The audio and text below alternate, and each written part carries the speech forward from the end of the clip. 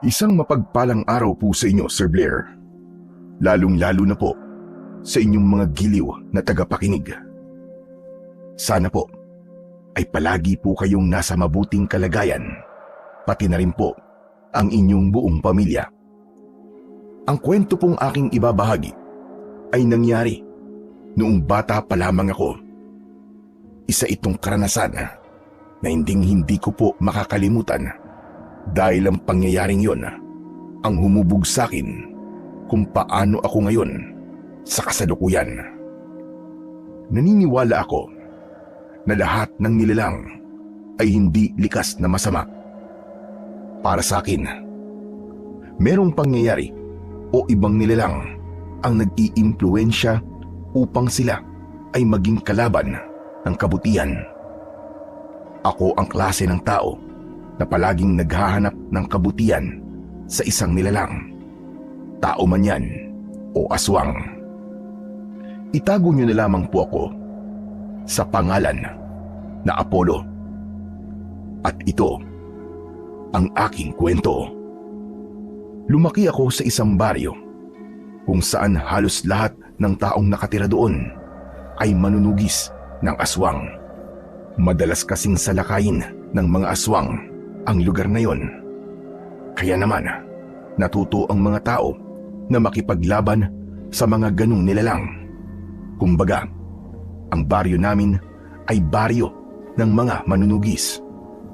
Merong mga gumagamit ng anting-anting at meron ding sandata at lakas lamang ang ginagamit. Ang aking ama ay isang kilalang manunugis nung siya ay buhay pa. Pero sa kasamaang palad, namatay siya sa pakikipaglaban sa mga aswang. Ang nanay ko naman ay umalis sa baryong yon dahil hindi na niya kinaya ang kaguluhan. Yun ang naging dahilan para mapunta ako sa pangangalaga ng aking lolo, Mateo. Si Lolo Mateo ay retiradong manunugis dahil sa kanyang katandaan. Ngunit nung malakas pa siya, ay siya ang kinikilalang pinakakinatatakutang manunugis sa aming lugar.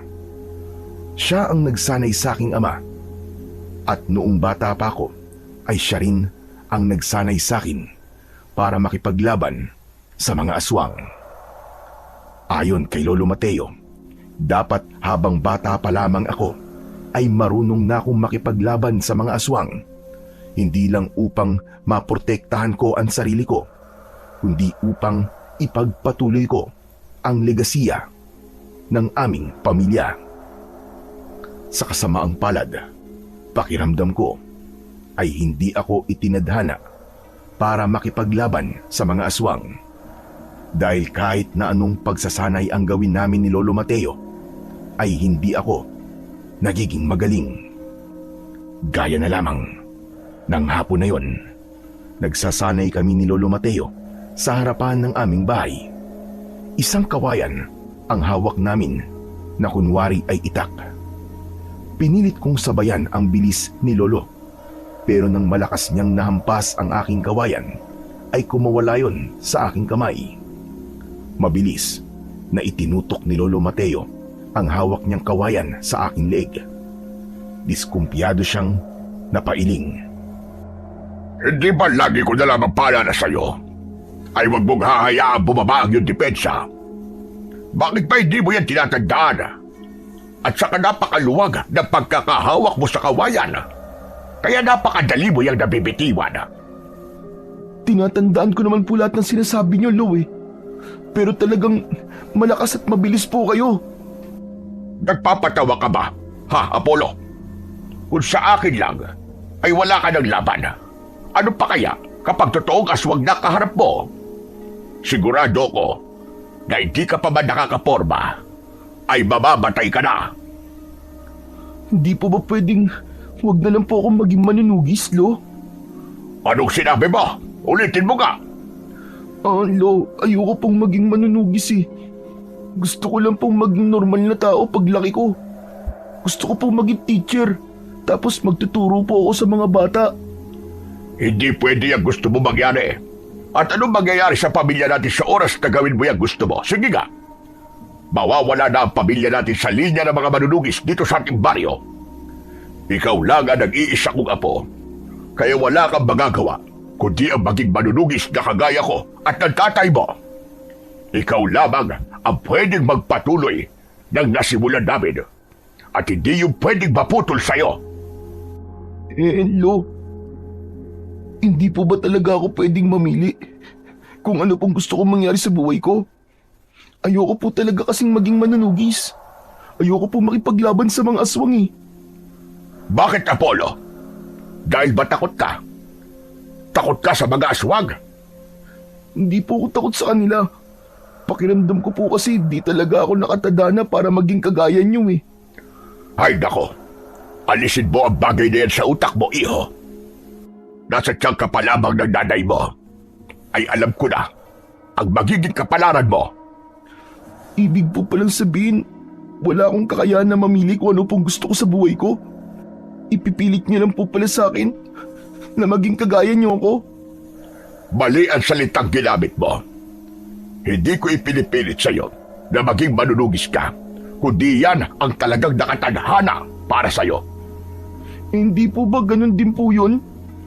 Tumahimik ka na nga. Ang mabuti pa'y magpahinga ka na muna. Pero bukas, ay maghapon ulit tayo mag-ensayo. Hindi tayo titigil hanggang sa maging mahusay ka sa pakikipaglaban. Pwede po bang bukas magpahinga muna tayo, Lo? 3 araw na po tayong nagsasanay ng walang tigil eh. Hindi na po ako nakapaglalaro eh. Hindi pwede.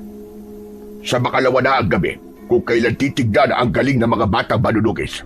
At ayoko mapapahiya ang pamilya natin. Isang tabi mo muna yung paglalaro mo. Hindi mo ba nakikita ang ginagawang pagsasanay ng anak ni Ramon na si Tomas? Talagang sumsum sila sa pagsasanay. Dapat ay gayahin mo si Tomas. Magkaiba naman po kasi kami ni Tomas. Gusto niya po kasi talaga ang ginagawa niya eh.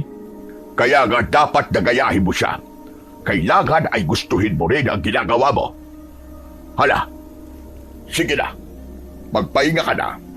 At pagkatapos ay maglinis ka na ng katawan mo. Ako muna'y magluluto ng pagkain natin para mamaya. Kinuha ni Lolo Mateo ang kawayan na nabitiwan ko kanina at saka siya pumasok sa aming kubo. Hindi muna ako umalis sa aking kinatatayuan. Naramdaman ko ang lungkot kasi napagtanto ko na wala akong kalayaan na gawin kung ano ang gusto ko.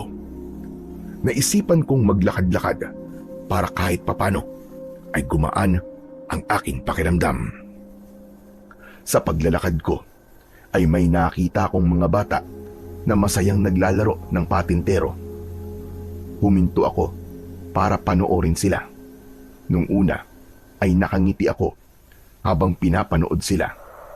Pero hindi nagtagal ay naglaho ang ngiti ko at napalitan yon ng lungkot. Buti pa sila.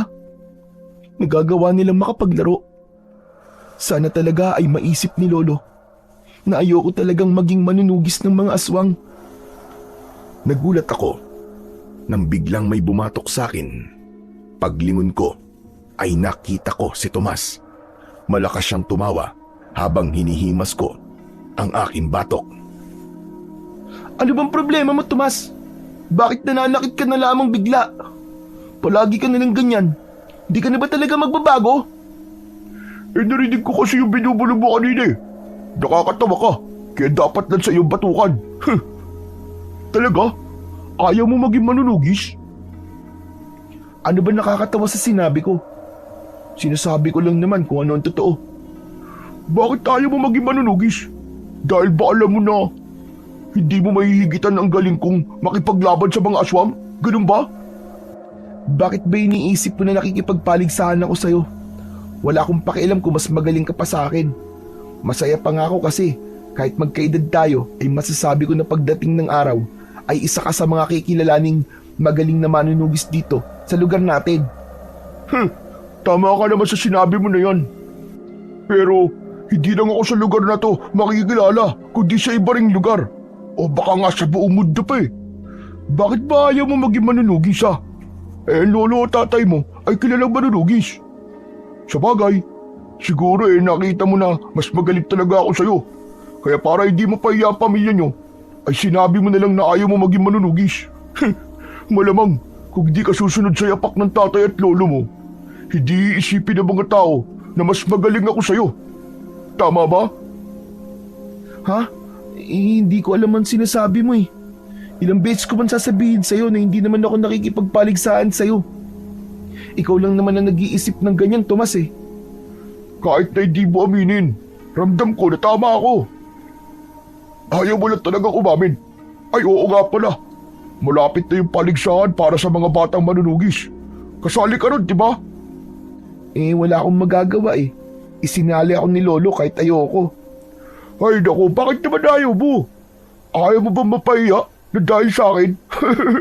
Basta, galingan mo sa gabing yon. Kasi, mas gagalingan ko. Ipapakita ko sa lahat ng tao na ako ang pinakamagaling na batang manunugis dito sa lugar natin.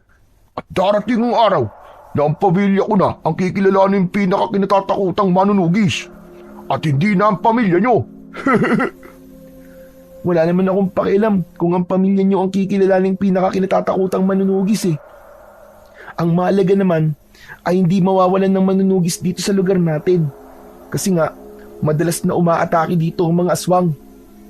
Alam mo, nakakainis yung pagbabait-baita mo. Pwede ba, Polo? Ipakita mo na ang tunay mo ugali. Huwag ka na magpanggap. Alam mo, kung kabilang ako sa pamilya nyo na ang lolo ko ay itinuturing na pinakakinatatakutang manunugis, ay ipagyayabang ko yan. Tigilan mo na yung pagpapanggap mo na para kang anghel sa langit. Wala akong dapat na ipagyabang kasi alam na ng mga tao kung sino si Lolo sa lugar natin. Saka magkaiba tayo. Hindi ibig sabihin na ganun ang gagawin mo ay ganun din ang gagawin ko. Nakakawalang gana ka lang makausap. Basta, ito tandaan mo, Apollo. Ako ang mananalo sa pagsubok sa mga batang manunugis. Lalampasuhin kita. At ang iba pang mga bata nasasali sa gabing yon. Tandaan mo yan. Di, good luck na lang sa'yo, Tomas. Ay naku, ewan ko nga sa'yo. Diyan ka na nga. Nakakawalang gana kang kausap. Inambahan muna ako ni Tomas ng suntok bago siya umalis. Napailing na lang ako habang pinagmamasdan ang papalayong si Tomas. Hindi na bago sa akin ang pangaasar niya. Madalas kapag kinakausap niya ako ay ganun ang kanyang ginagawa. Minamaliit niya ako at palagi niyang ipinamumuka sa akin na mas magaling siya kumpara sa akin. Sa akin ay walang problema kung mas magaling na manunugis si Tomas. Kung yun ang sa palagay niya ay totoo. Wala akong planong makipagtalo sa kanya. Saka alam ko sa sarili ko na mas magaling talaga si Tomas dahil subsub siya sa pagsasanay sa tulong ng tatay niya. Alam ko na pangarap ni Tomas na hirangin bilang isang magiting na manunugis. Pero magkaiba kami ng pangarap. Gusto kong maging isang guro at wala akong planong makipaglaban sa mga aswang hanggang sa pagtanda ko. Sadyang wala pa akong kakayahan. Natutulan ng tuluyan ang gusto ni Lolo Mateo. Pero alam ko, kapag nasa tamang edad na ako para gumawa ng sarili kong desisyon, ay doon ko na mapapanindigan ang kagustuhan kong hindi para sa akin ang pagiging manunugis. Palubog na ang araw nang nagdesisyon akong umuwi sa bahay. Naabutan ko si Lolo Mateo na nakaupo sa aming hapagkainan. Nakahain na ang aming hapunan. Mayroon isang kaldero ng kanin at ginataang gulay sa lamesa. Saan ka magaling ha? Hindi ba sabi ko ay magpahinga ka at maglinis ka ng katawan mo? Bakit umalis ka pa? Kahit sinabi ko kanina na magluluto lang ako ng hapunan natin. Lo, naglakad-lakad lang naman po ako para mag-isip. Hindi ko na po namalayan ng oras kaya ngayon lang po ako nakauwi. Pasensya na po kayo, Lo. Importante sa isang batang manunugis na kagaya mo na marunong makinig sa nagsasanay sa'yo. Paano na lamang kapag malaki ka na at ganyan ka pa rin? Baka mahirapan akong ituro sa'yo ang mga dapat mong malaman at matutunan kung hindi ka marunong sumunod. Hala, sige na. Maghugas ka na ng kamay mo para makakain na tayo. Nakayuko akong nagtungo sa batalan para maghugas ng kamay. Hindi ko na sinubukang salungatin ang sinabi ni Lolo Mateo tungkol sa pagiging batang manunugis ko. Gusto ko sanang sabihin na ayoko talagang maging ganon, pero masyado na akong naubos sa pakikipag-usap ko kanina kay Tomas. Kaya mas pinili ko na lamang ang manahimik sa pagkakataon na yon. Matapos kong maghugas ng kamay, ay umupo na ako para kumain. Pinangunahan ni Lolo Mateo ang pagdadasal at saka kami naglagay ng pagkain sa aming pinggan. Oo nga pala, ipapaalala ko ulit sa'yo na sa susunod na gabi na yung paligsahan ng mga batang manunugis. Bukas ay maaga tayo magsisimulang magsanay. Kailangan ikaw ang manalo ron. At alam mo kung bakit. Alam ko po, para po hindi ako maging kahihiyan sa pamilya natin. Kasi kapag natalo po ako, iisipin po ng mga tao na mahina ako at mas mapapahiya kayo. Kasi baka sabihin po ng mga tao na nagkulang kayo sa pagsasanay sa akin. Mabuti naman at alam mo. Lolo, importante po ba talaga ang sasabihin po ng ibang tao? Kailangan pa po ba nating may patunayan sa kanila? Hindi po ba, nung malakas pa kayo, ay marami na po kayong napatunayan sa baryong ito dahil sa galing niyo pong makipaglaban nun sa mga aswang? Ipapaalala ko lang sa iyo na ako ang punong manunugis sa baryong ito. Kapag nakita nila na hindi ka mahusay, ay isang malaking pagkabiguyon sa akin. Ang reputasyon ng pamilya natin ang nakasalalay dito, kaya dapat mo talagang galingan. Si Tomas ang nakikita kong malaki mong katunggali, kaya dapat ay huwag kang magpapatalo sa kanya. Kilala mo naman yon at ang tatay niya, napakayabang ng mga yon. Kaya maganda na mapahiya sila sa ipinagkakalat nila na si Tomas ang mananalo sa paligsahan. Lo, baka po pwedeng wag na lang po akong sumali sa paligsahan na yun. Pasensya na po pero pakiramdam ko po, hindi po ako mananalo ron eh.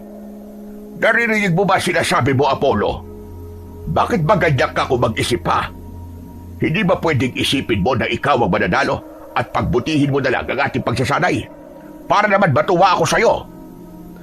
Ginagawa ko naman po ang lahat ng makakaya ko sa tuwing nagsasanay po tayo eh. Pero sa tingin ko po, Lolo, hindi talaga para sa akin ang pagiging manunugis eh. At anong gusto mo? Ang maging isang guro? Ano namang ba itutulong ng isang guro sa pakikipaglaban sa mga aswang? Sige nga. Sa pakikipaglaban po sa aswang, natural wala po. Pero malaki po ang may tutulong ko sa pagtuturo sa mga bata, Lo. Tutulong pa rin po ako pero sa ibang paraan. Yun po talaga ang gusto kong gawin eh. Hindi ikaw ang masusunod sa kung ano ang gusto mong gawin sa buhay mo.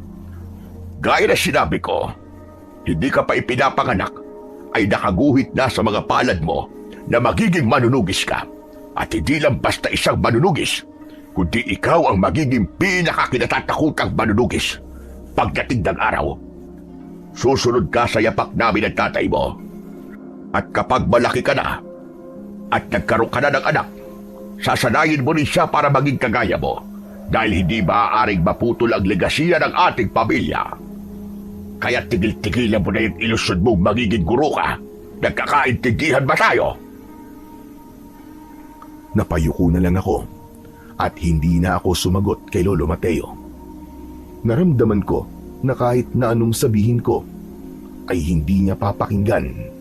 Ang tanging nasa utak ng lolo ko ay ang reputasyon ng aming pamilya at ang kagustuhan niyang manalo ako sa paparating na paligsahan para sa mga batang manunugis.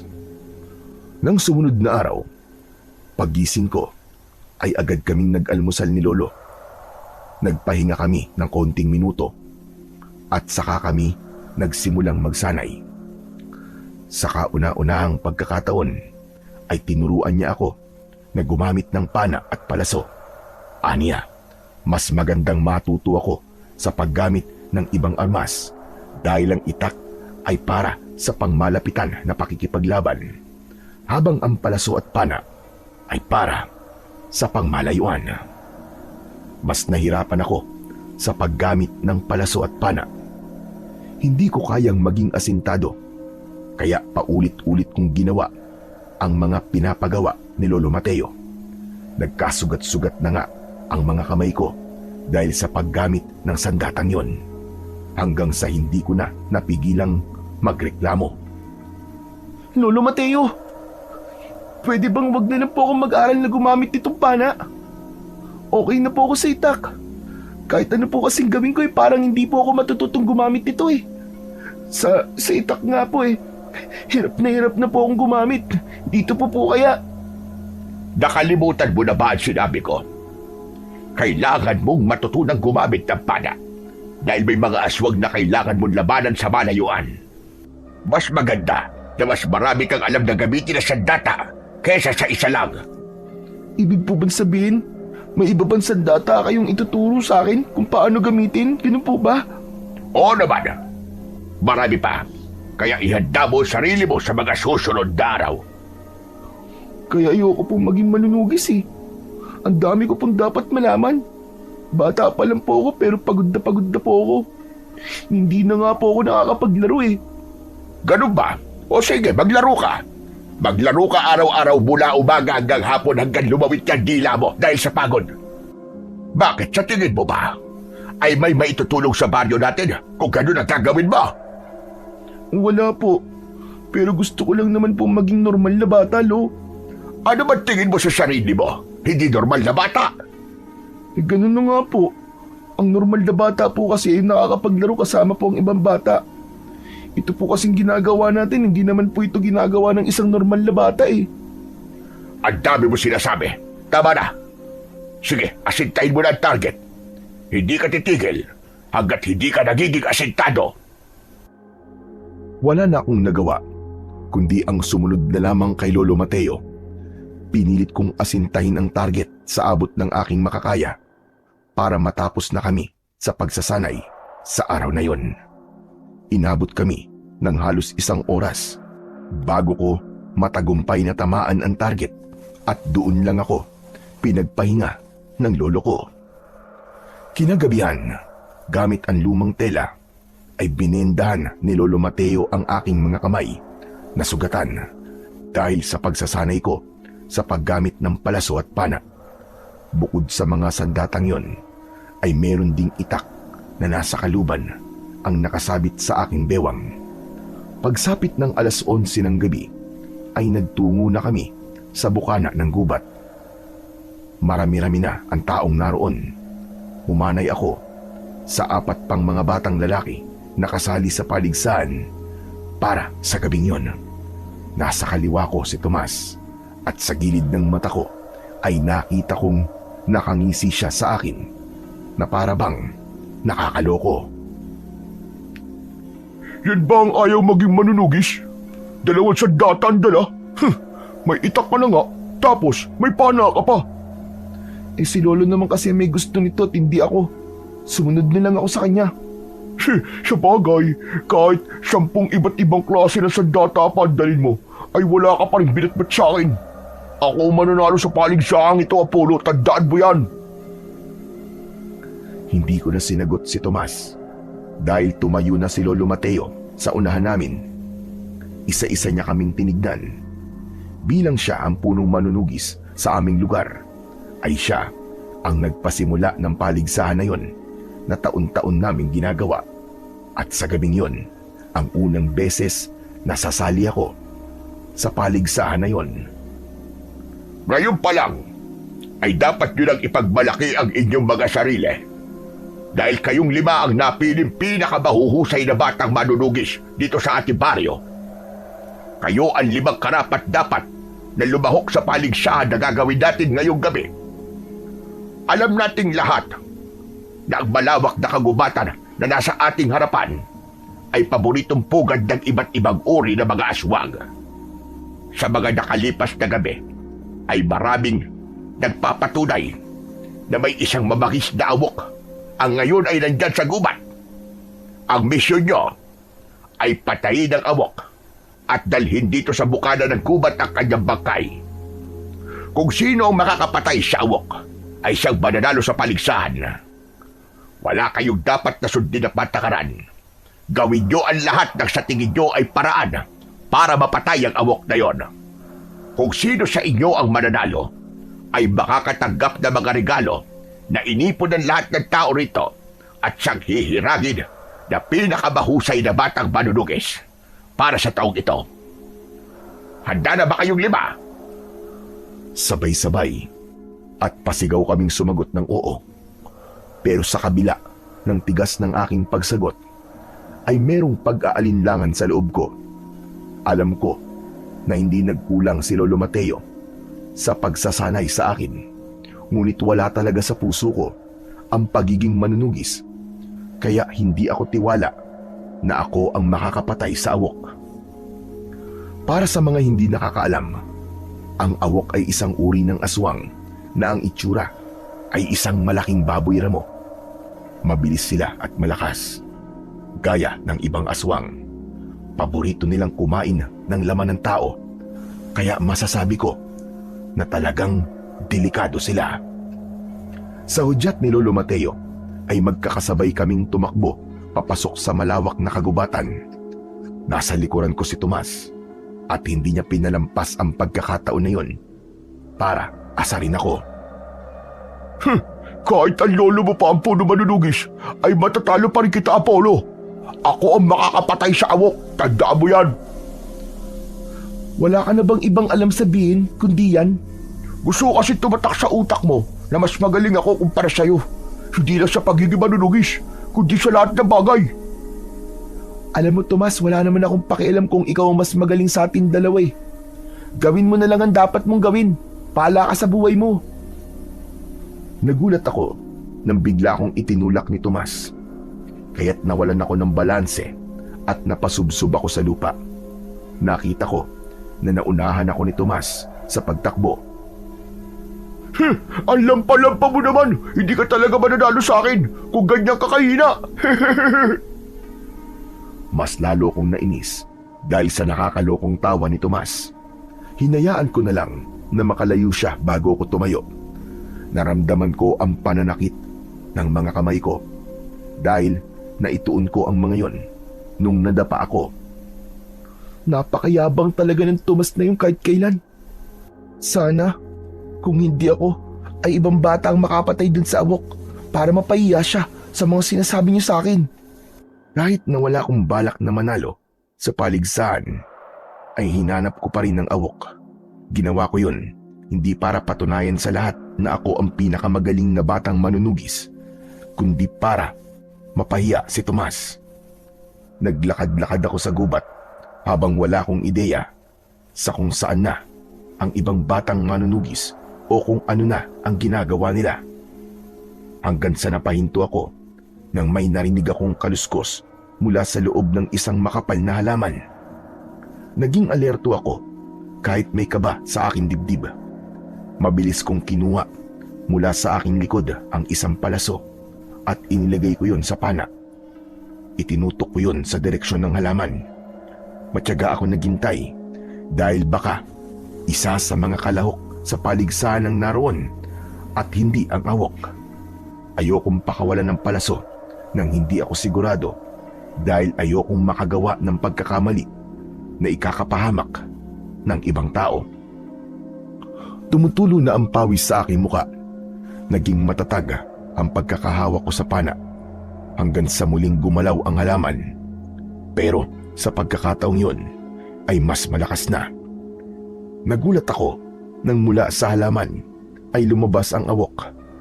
Nanlilisik ang mga mata niya na sumusugod sa akin. Doon ko na pinakawalan ng palaso. Malakas na umigik ang awok nang bumaon sa leeg niya ang palaso na naging dahilan para bumagal ang kanyang pagtakbo. Nawalan siya ng balanse at natumba siya. Hindi ako makapaniwala na nagawa kong asintahin ng ganun ang awok. Doon ko napatunayan na may magandang idinulot ang matyagang pagsasanay sa akin ni Lolo Mateo.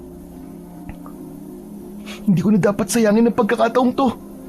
Kailangan ko ng patayin ng awok. Hinugot ko sa kaluban ng itak.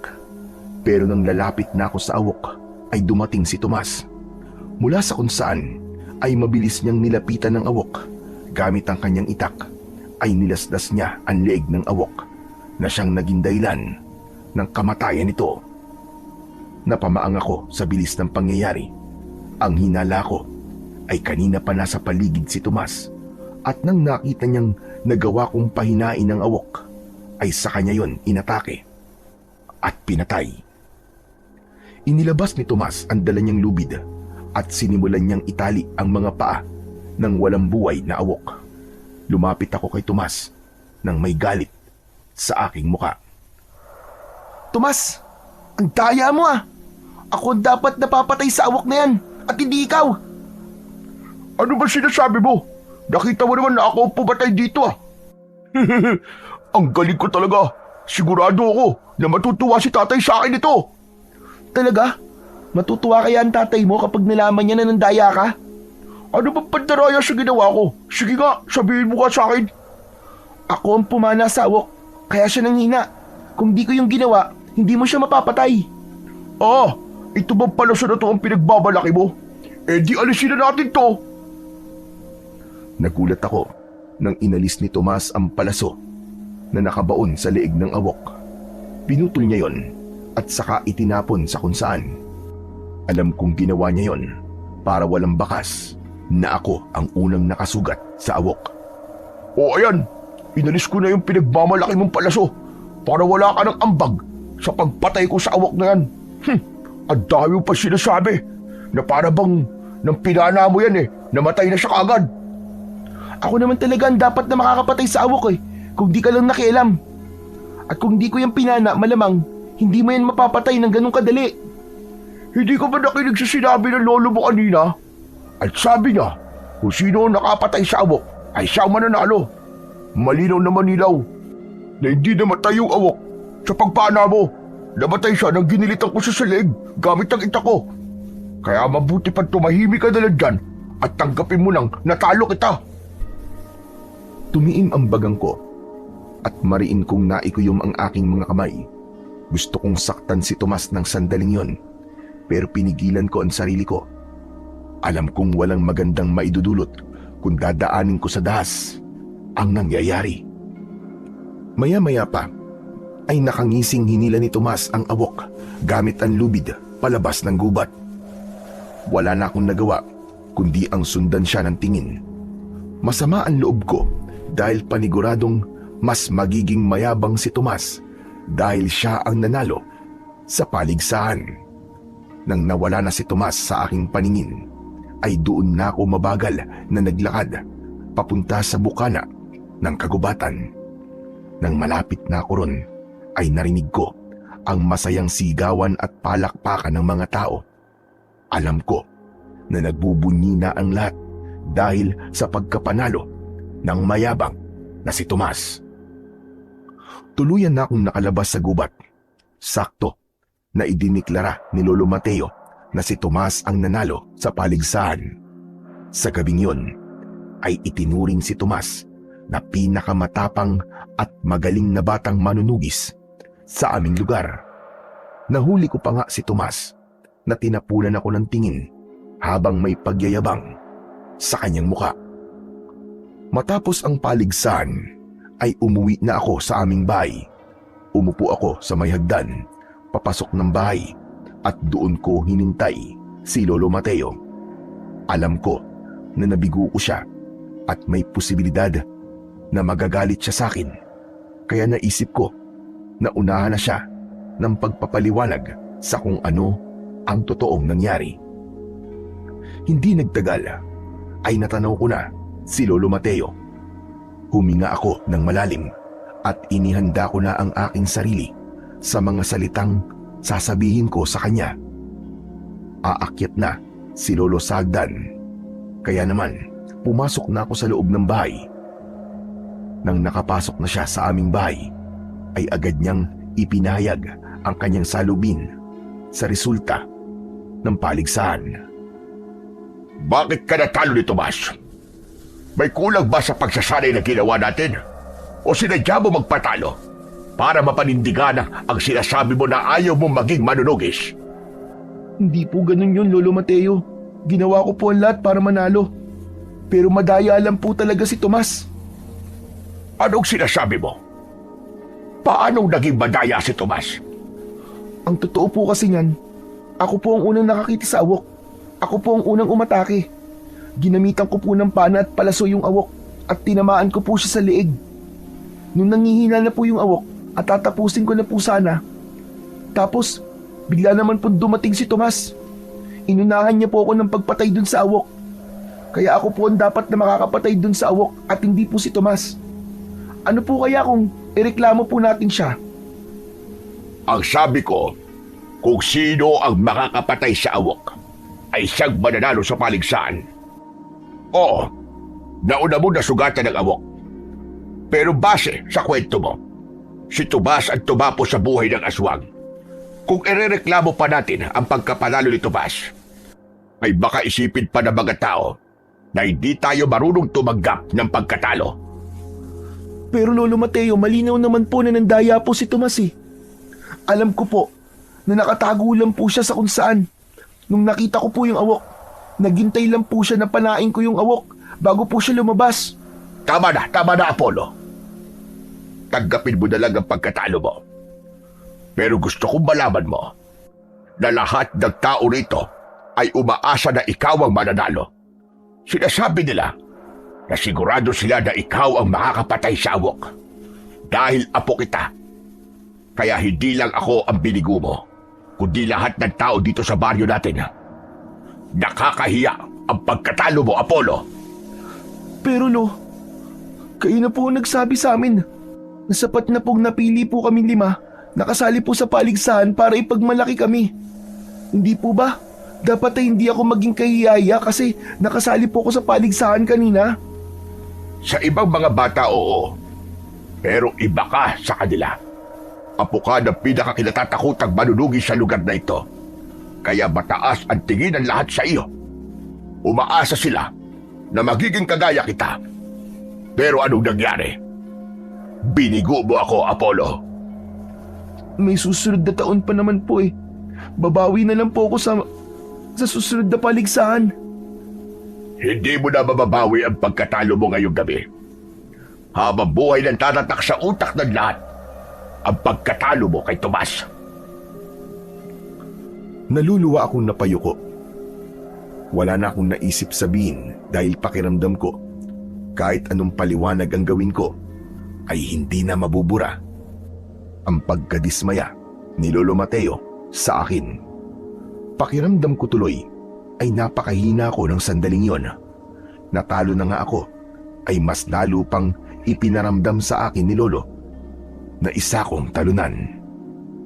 Kaya nang natulog ako ng gabing yon ay napakabigat ng aking kalooban. Hindi ko na alam ang dapat kong gawin kung paano ko mapapasaya si Lolo Mateo dahil tila ang gusto niya ay maging perpekto ang bawat ginagawa ko sa buhay. Kinabukasan ay nagkaroon ng pagtitipon sa plaza. Yun ay upang formal na parangalan si Tomas bilang nanalo sa nangyaring paligsahan ng mga batang manunugis sa pagtugis sa awok. Ayoko sanang pumunta pero pinilit ako ni Lolo Mateo dahil aniya, kung hindi ako pupunta ay baka isipin ng mga tao na hindi ko tanggap ang aking pagkatalo. Nang matapos ang pagtitipon, ay magkasabay kaming naglakad ni Lolo Mateo pauwi sa aming bahay. Apollo, ikaw sana ang nasa katayuan ni Tomas kung ginalingan mo lang sana kagabi. Hindi pa rin po ba tayo tapos na pag-usapan ng bagay na yan, Lolo Mateo? Napagsabihan niyo na po ako kagabi, di ba? Dapat lang na araw-arawin kong ipabuka sa iyo ang pagkatalo mo para yan ang gawin mong inspirasyon na dapat ay seryosuhin mo na ang ating pagsasanay. Hindi pwedeng ganyan ka hanggang sa lumaki ka. Magiging kahihiyan ka sa mga tao sa lugar na ito. Hindi po ba? Ang pagkatalo ko po kay Apollo ay patunay na hindi talaga ako nakatanda na para maging kagaya niyo. Lumabas din sa bibig mo ang totoo. Sinadya mo magpatalo para isipin ko na hindi ka pwedeng maging manunugis. Pero nagkakamali ka dahil hindi kita susukuan. Hindi ako susuko hanggang sa makita ko na kaya mo nang sundan ang yapak namin ng tatay mo. Yan ang tatandaan mo. Hindi ka ba nahihiya sa tatay mo, Apollo? Sigurado ko na kung nabubuhay siya, ay galit na galit din siya sa'yo. Ay nako, ewan ko sa'yo bata ka. Mali po kayo, Lo. Sigurado po ako. Napapalakasin po ni tatay ang loob ko kahit natalo po ako sa paligsahan. Siya po kasi ang nagturo sa akin na hindi sa lahat ng pagkakataon ay mananalo po ako. Hindi ako naniniwalang sinabi ng tatay mo sa'yo. Basta, kailangan mo maging mahusay sa pakikipaglaban.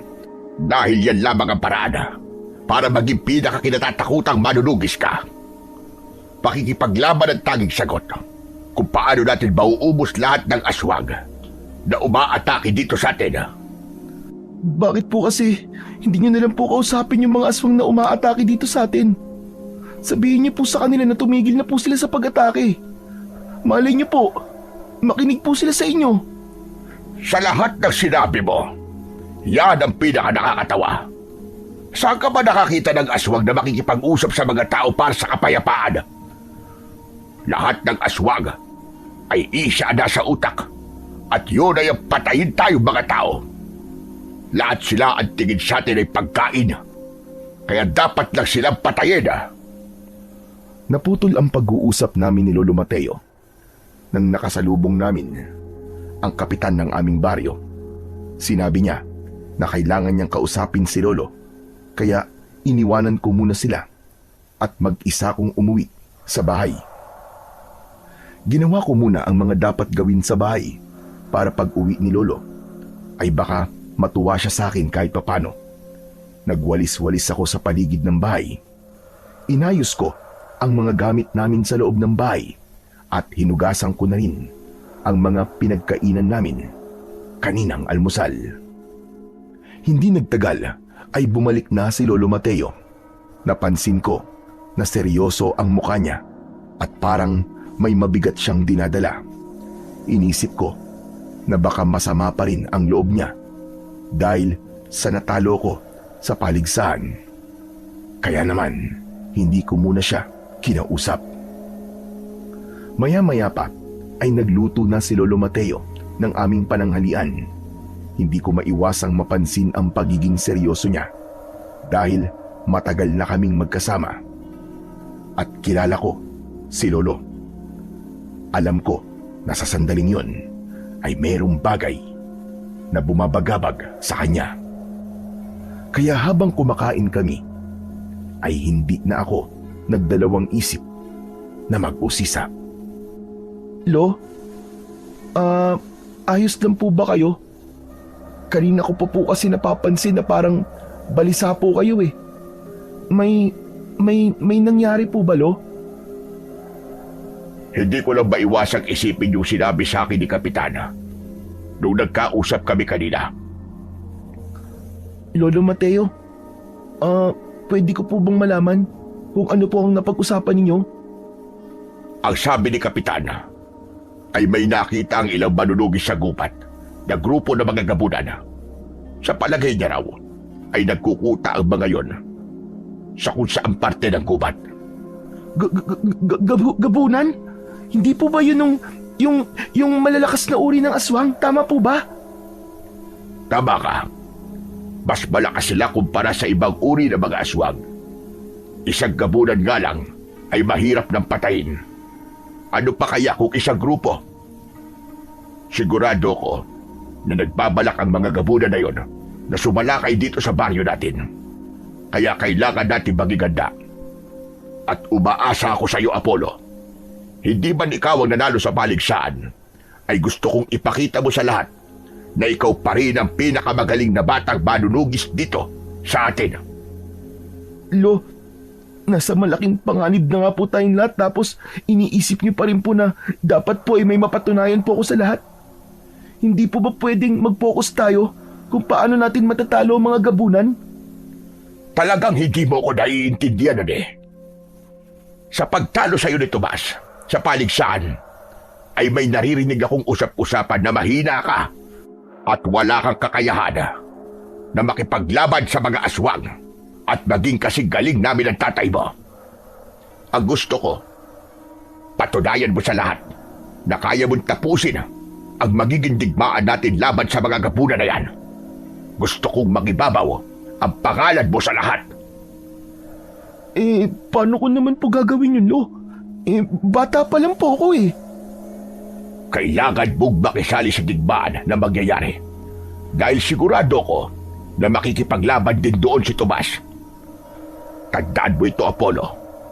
Gawin mo ang lahat para ipakita sa kanila na pagdating sa tunay na labanan ay mas magaling at mas matalino ka kaysa sa kanya. Kaya kailangan kong mas maging mahigpit sa pagsasanay sa iyo. Matapos naming kumain, ay agad kaming sumabak ni Lolo Mateo sa pagsasanay. Nakita ko sa kanya ang matinding determinasyon na ituro sa akin ang lahat ng mga dapat kong malaman pagdating sa pakikipaglaban sa mga aswang. Agad na ipinagkalat sa aming lugar ang tungkol sa grupo ng mga gabunan na nagkukutanga sa gubat. Nagtalaga si Kapitan at Lolo Mateo ng mga taong maghahanap sa kuta ng mga gabunan dahil ang nais nila ay paslangin na ang mga yon bago pa umatake sa aming baryo. Isinama rin kami ni Tomas sa pagsuyod sa gubat tuwing gabi. Si Tomas kasi ang nanalo sa huling paligsahan habang ako naman ay apo ng pinakakinatatakutang manunugis kaya kailangan naming sumama. Medyo nainis pa nga ako dahil kaming dalawa ni Tomas ang pinagpartner sa paghahanap sa kuta ng mga gabunan dahil parehas kaming bata. Wala tuloy akong magawa kundi ang makinig sa mga pagyayabang ni Tomas. Isang gabi, habang naglalakad kami ni Tomas sa loob ng kagubatan, ay humirit na naman siya ng pang-iinis sa akin. Apollo, ano palang pakiramdam mo na natalo kita sa paligsahan? Siyempre, malungkot. Sobrang baba ng tingin ko sa sarili ko, tapos pakiramdam ko, hindi talaga kita matatalo sa mga susunod pang paligsahan. Di ba? Ikaw kasi ang pinakamagaling na batang manunugis dito sa lugar natin. Ay, hindi lang pala rito, kundi sa buong mundo. Talaga? Teka. Totoo ba yung sinasabi mo na pinupuri mo ako? Hindi ba yun naman ang gusto mong marinig? Kaya pinagbigyan lang kita. Angas mo sumagot ah! Baka gusto mong sa'yo ko gamitin tong itak ko? Matalim pa naman to. Ano ba kasing gusto mong marinig na sagot ko? Sinabi ko na nga sa'yo yung mga gusto mong marinig tapos may nasasabi ka pa rin sa akin? Galit ka pa rin? Ewan ko sa'yo. Ang gusto ko kasi marinig ay yung totoo. Pero sa bagay, hindi ko na dapat yung itanong sa'yo kasi sigurado ko na hindi ka masaya sa pagkapanalo ko. Akalain mo yun? Unang beses ko sumali sa paligsahan tapos ako pa nanalo. Tapos ikaw, unang beses mo lang din pala tapos talo ka na kaagad. Sayang, at hindi mo naranasan yung hinahangaan ka ng lahat ng mga tao. Tapos may nagsasabi pa na paglaki ko daw, sigurado sila na tatanghalin akong pinakakinatatakutang manunugis dito sa lugar natin. Di maganda kung ganun. Pero sana, nagpapasalamat ka rin sa akin. Kasi kung hindi ko pinana yung awok, hindi mo siya mapapatay ng ganun kadali. Magpasalamat ka kasi mas pinili naming manahimik ni Lolo tungkol sa bagay na yun. Dahil kung magsasalita kami, sigurado ako na makakwestiyon ng pagkapanalo mo. Tinatakot mo ba ako, Apollo? Di magsalita kayo. Ipagkalat niyo yan sa lahat, yung sinabi mong yan. Wala akong pakialam. Akala mo naman natatakot ako. Napakadali lang sabihin na nagsisinungaling kayo at sinisiraan niyo lang ako kasi hindi niyo matanggap na ako nanalo sa paligsahan. Di sinong lalabas na masama kapag ganun ang ginawa mo? O di ba? Kaya sige lang, sabihin niyo sa lahat na kung di dahil sa'yo ay hindi ko madaling napatay yung awok. Napailing na lang ako sa mga sinabi ni Tomas. Hindi ko kasi akalain na sa edad niyang yon ay kaya niya lang gawin ang mga ganong bagay. Marahil ay sinasabihan din siya ng tatay niya o tinuturuan ng mga dapat niyang gawin. Kaya imbis na makipag-usap ako kay Tomas, ay itinuon ko na lang ang aking atensyon sa dahilan kung bakit kami nasa gubat. Ngunit sa gabing yon, ay bigo kaming makita ang kuta ng mga gabunan. At sa dami namin, kahit isang gabunan, ay wala man lang kaming natagpuan. Sa mga sumunod na gabi, ay mas naging matyaga kaming lahat sa paggalugad sa buong kagubatan. Sinabi ni Lolo Mateo na hindi kami pwedeng tumigil hanggang sa matagpuan namin ang aming hinahanap. Alam naming lahat na kailangan naming patayin ang lahat ng gabunan bago pa sila sumalakay sa aming baryo. Dahil ilang gabi na kaming bigo, ay mas lalong naging balisa si Lolo Mateo. Kahit nagsasanay kami, ay nararamdaman ko yun sa kanya. Minsan pa nga, ay wala siya sa kanyang sarili, kaya nagkaroon ako ng pag-aalala para sa kanya. Kaya isang hapon, nang natapos na ang aming pagsasanay, at umupo siya sa mahabang upuan sa gilid ng aming bahay, ay tumabi ako sa kanya. Lolo Mateo, alam ko po kasi na hindi ka po ayos nitong mga nakaraang araw. Dahil hanggang ngayon po ay hindi pa rin natin nalalaman kung nasan po yung kuta ng mga gabunan. Mas makakabuti po sa inyo ang magpahinga muna ng ilang araw. Nandiyan naman po sina Kapitan at ang ibang manunugis. Hayaan nyo na lang po muna sa kanila ang pagganap sa kuta ng mga gabunan. Hindi ako pwedeng magpahinga. Lalo na't gabunan ang posible nating makakalaban. Alam mo bang, iba sila sa mga pagkaraniwang aswang. Isa pa, ako ang punong manunugis, kaya ayokong makikita ko ng mga tao na walang ginagawa. Huwag niyo na po munang isipin ang sasabihin ng mga tao, Lo. Siguro naman po ay hindi nila mamasamain ang pagpapahinga nyo ng ilang araw. Nag-aalala po kasi ako na baka magkasakit po kayo niyan eh. Hindi na po kasi kayo kasing lakas po, gaya po ng dati, Lolo Mateo. Nangako ko sa lahat na hindi ako titigil hanggat hindi tayo nagtatagumpay sa misyon natin. Kaya tumigil ka na sa pagpilit sa akin na magpahinga.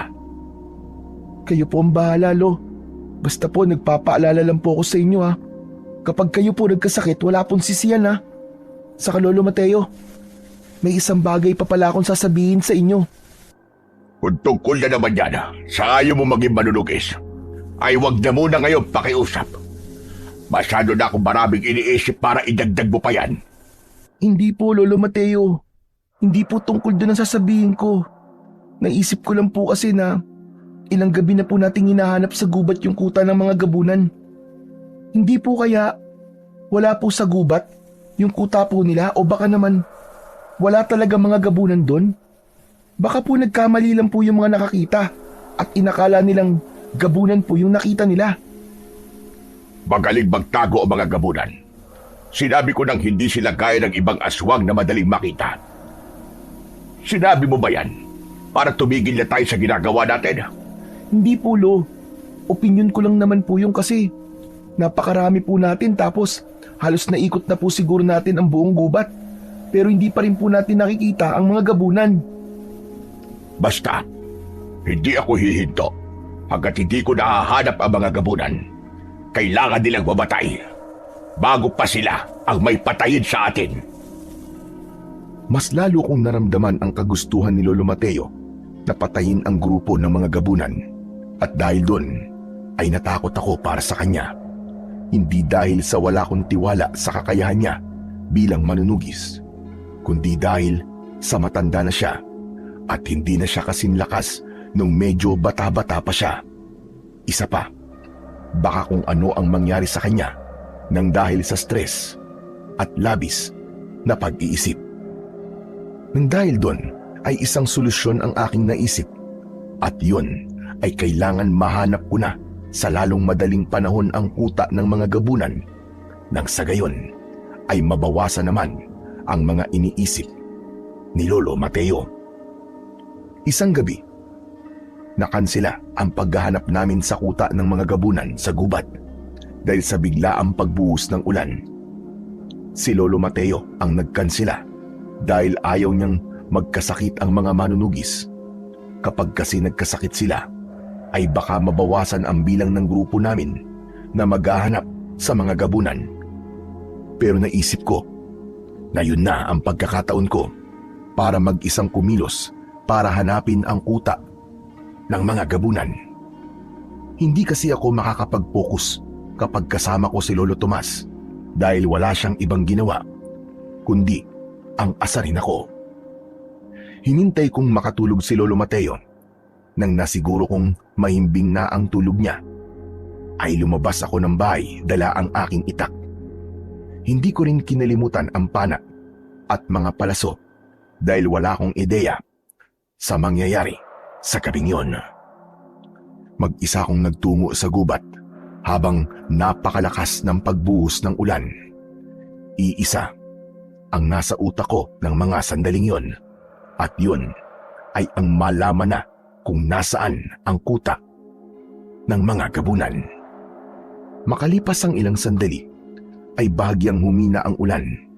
Nahirapan ako sa paglalakad dahil maputik ang aking nilalakaran hanggang sa napahinto ako nang may narinig akong mga yabag sa aking likuran. Agad kong nilagyan ng palaso ang aking pana at mabilis akong humarap sa likod ko. Kitang-kita ko ang isang tao na nagtago sa likod ng isang puno. Kinabahan ako dahil baka isa yon sa mga gabunan.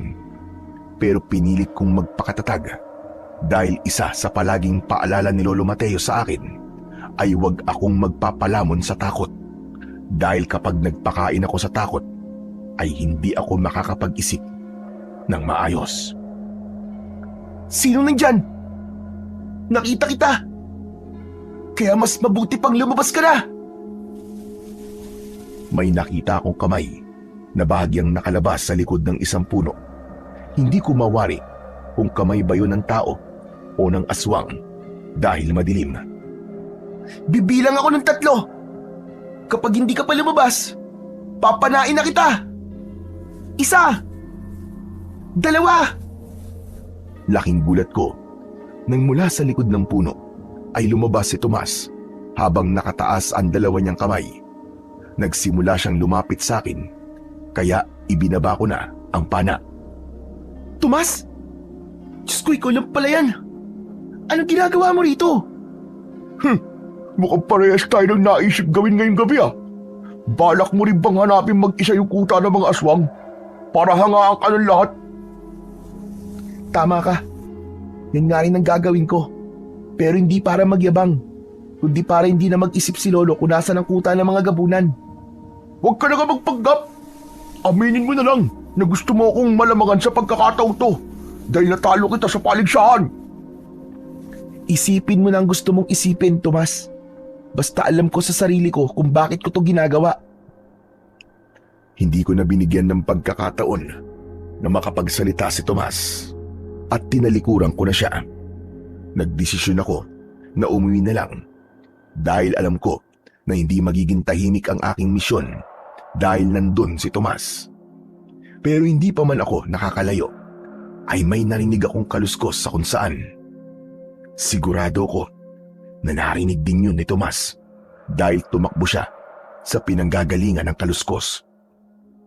Sinundan ko si Tomas at hindi nagtagal ay may nakita kaming isang nakakatakot na nilalang. Isa yung batang gabunan. Nalaman naming bata siya dahil maliit pa siya. Kulay itim ang buong katawan niya at ang buhok niya ay puti ang kulay. Hindi niya kami napansin dahil palingalinga siya sa paligid na parabang nawawala siya. Agad kong hinila si Tomas para makapagtago kami sa likod ng isang puno. Huwag muna nating atakihin yung batang gabunan. Sigurado ako na babalik siya sa kuta nila. Mas maganda kung susundan natin siya. Tumigil ka. Alam ko pinaplano mo. Kunwari susundan natin siya. Pero kapag nagkaroon ka ng pagkakataon, ay saka mo siya papatayin para hangaan ka ng mga tao. Hindi mo ako maluloko, Apollo. talagang nagawa mo pang mag-isip ng ganyan ngayon? Ang misyon natin ay malaman kung nasaan ang kuta ng mga gabunan. Kung papatayin mo siya, hindi natin malalaman yun. Basta, wala akong tiwala sa'yo. Akin na nga yung pana mo. Nagulat ako nang inagaw ni Tomas sa akin ang pana. Mabilis siyang kumuha ng isang palaso sa likod ko. Itinutok niya yon sa batang gabunan at hindi siya nagdalawang isip na panain ang batang gabunan. Bumaon ng palaso sa balikat ng batang gabunan na naging dahilan para tumakbo yun ng napakabilis. Nang habulin ni Tomas ang batang gabunan, ay sinundan ko siya. Pero kahit may sugat ang batang gabunan, ay napakabilis pa rin niyang kumilos at sa isang kisap mata ay naglaho siya sa aming paningin. Huminto kami at lumingalinga sa paligid sa pag-asang makikita pa namin ang aming hinahabol hanggang sa binawi ko na kay Tomas ang aking pana. Sayang! Nakawala pa siya! Bakit mo kasi siya pinana? Kung nakinig ka na lang sana sa akin, malalaman na sana natin kung nasaan ang kuta nila. Kung nakinig ako sa'yo, malamang ay ikaw nang nakapatay doon sa batang gabunan. Siguro may balat ka sa puwet no, kasi palagi ako minamalas kapag kasama kita. Diyan ka na nga. Uuwi na lang ako. Matapos yung sabihin ni Tomas, ay malalaki ang mga hakbang na tinahak niya ang daan palabas ng gubat. Alam ko na kaya siya umalis ay alam niyang mali ang kanyang ginawa, pero hindi lang niya yon maamin. Aalis na rin sana ako nang nakita ko sa gilid ng aking mga mata ang paggalaw ng isang makapal na halaman. Napalunok ako ng diretso ko yung tignan. Nakikita ko kasi mula sa loob ng halaman ang nagliliwanag na mga mata at sigurado ko na yun ang batang gabunan. Inilabas ko ang aking itak.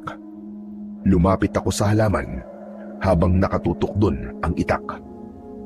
Huminto ako nang sapat na ang layo ko sa halaman. Bata, lumabas ka dyan. Huwag kang mag-alala, hindi kita papatayin.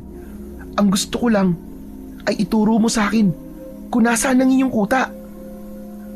Napaatras ako nang marahang lumabas ang batang gabunan. Kinilabutan ako nang makita ko siya ng mas malapit. Mas nakakatakot kasi ang itsura niya sa malapitan, lalo na't umaangil siya na parabang isang mabangis na hayop. Nagngangalit ang mga ngipin niya at nanlilisik ang mga mata niya. Nakabuka ang mga kamay niya na parabang anumang sandali ay handa siyang umatake sa akin.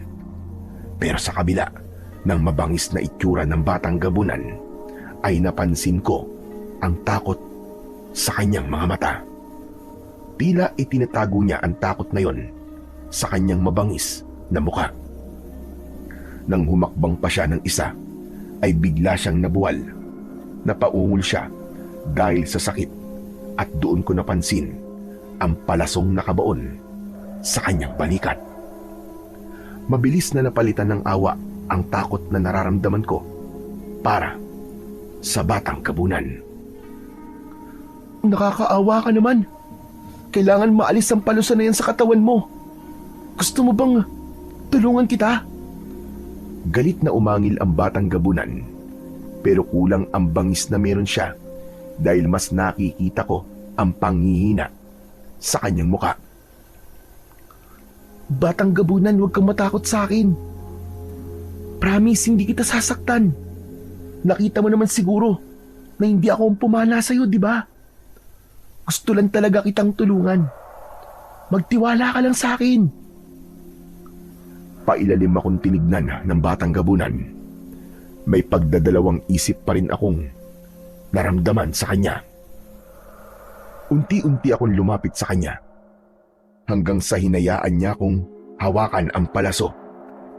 Pero nang subukan kong hilahin ng palaso, ay nasaktan siya at muntik pa niyang kagatin ang kamay ko kung hindi ko yun agad nagawang ilayo sa kanya. Sorry. Pasensya ka na. Sa tingin ko kailangan nating putulin muna yung palaso para madali natin niyang mahuhugot. Meron akong itak dito, pero kailangan na malagyan agad ng benda ang sugat mo kasi paniguradong dudugo yan kapag naalis na natin ang palaso. Wala kasi akong dalang pambenda eh, pero meron sa bahay namin. Ayos lang ba sa'yo na sumama ka sa akin sa bahay namin? Huwag kang mag-alala kasi hindi kita sasaktan. Ang gusto ko lang ay tulungan ka. Kung nagtitiwala ka na sa akin, sumunod ka na lang sa akin ha. Pero kung hindi naman, sige manatili ka na lang rito at hintayin mo na lang na mamatay ka dahil yan sa sugat mo. Sinamahan ko ng konting pananakot ang pakikipag-usap ko sa gabunan at baka sakaling makumbinsi ko siyang sumama sa akin. Tumayo na ako at nagsimulang maglakad pauwi sa aming bahay. Tinahak ko ang ibang daan dahil hindi kami pwedeng dumaan mismo sa baryo dahil baka merong makakita sa amin. Sa gubat pa rin ako dumaan hanggang sa nakarating na ako sa likod na bahagi ng aming bahay. Paglingon ko ay nakasunod sa akin ng batang gabunan, kaya naman napangiti ako. Huminto ako hanggang sa tuluyan na siyang nakalapit sa akin. Ayos, salamat naman at sumunod ka sa akin. Dito kami nakatira. Dito ka lang ha. Huwag kang aalis kahit na anong mangyari. May kukunin lang ako. Sandali lang. Pumasok ako sa bahay at nagpasalamat ako kasi mahimbing pa rin natutulog si Lolo Mateo. Kinuha ko ang bendang ginamit ni Lolo noon sa mga kamay ko. Kinuha ko rin ang isang bote ng gamot na ginagamit namin sa sugat para hindi yun magkaroon ng impeksyon. Matapos yun ay binalikan ko na ang batang gabunan. Nakasandal siya sa puno ng saging. Mabilis ang kanyang paghinga at alam ko na nasasaktan siya ng gusto. Bata, gagamutin ko ng sugat mo ha. Magiging masakit to. Pero wag kang gagawa ng kahit na anong ingay ha. Natutulog kasi ang lolo ko sa loob ng bahay at kapag nagising siya, naku Tepok, papatayin ka niya kasi isa siyang manunugis eh. Basta tiisin mo lang ang sakit ha. Kasi para rin naman to sa'yo. Marahang tumango ang batang gabunan bilang tugon sa sinabi ko. Ngumiti naman ako sa kanya at sa pagkakataong yon ay naramdaman ko na ang tiwala niya sa akin. Gamit ang itak ay pinutol ko ang huliang parte ng palaso. Matapos yun ay mabilis kong hinugot yun mula sa tulong bahagi ng palaso na nakausli sa likod ng balikat ng batang gabunan. Sisigaw sana siya pero agad kong itinakip ang kamay ko sa bibig niya. Huwag kang sisigaw. Kapag sumigaw ka, mamamatay ka. Huwag kang sisigaw. Huminga ka lang na malalim ng paulit-ulit. Tumango siya habang nanlalaki ang kanyang mga mata. Maraan ko namang inalis ang kamay ko sa bibig niya at doon ko na inumpisang lagyan ng gamot ang sugat niya. Kasunod nun ay nilagyan ko ng benda ang balikat niya at siniguro ko na meron yung tamang higpit upang hindi siya gaanong masaktan. Yan, tapos na. Basta wag mong tatanggalin ang benda na nilagay ko ha. Sariwa pa ang sugat mo at hindi yan pwedeng nakabuyang-yang kasi kapag napasukan niya ng dumi, pwede ang maimpeksyon. At kapag nangyari yun, mabubulok yung balikat mo at mapuputol yan. Ikaw rin. Ayaw mo naman siguro mangyari yun, di ba? Pero sa ngayon, hindi ka pa pwedeng bumalik sa gubat. Baka kasi sa mga oras na to, ay babalik dun si Tomas kasama ang ibang manunugis para hanapin ka. Dito ka muna, tapos bukas ng umaga, saka kita ihatid sa kuta nyo. Naiintindihan mo ba ako? Marahang tumango ang batang gabunan matapos kong magsalita. Muli akong ngumiti sa kanya dahil alam kong naintindihan niya ang mga sinabi ko. Naglatag ako ng mga sako sa silong ng aming bahay. Doon ko pinahiga ang batang gabunan. Tinakpan ko siya ng mga sako at nagpaalala ako sa kanya na huwag siyang aalis doon at huwag na huwag siyang gagawa ng kahit na konting ingay. Sinabi ko rin sa kanya na bukas ng umaga ay sasamahan ko siya para makauwi siya sa kanila. Nang masiguro ko na maayos na ang lagay ng batang gabunan, ay pumasok na ako sa aming bahay. Tahimik akong nagubad. Pinunasan ko ng tuwalya ang aking katawan at nang natuyo na ako, ay nagpalit na ako ng malinis na damit. Humiga ako sa papag at tumabi ako kay Lolo Mateo. Nagpasalamat ako kasi hindi siya nagising. Sa totoo lang, wala akong pinagsisisihan nang tulungan ko ang batang gabunan dahil alam ko na kailangan niya ng tulong ko.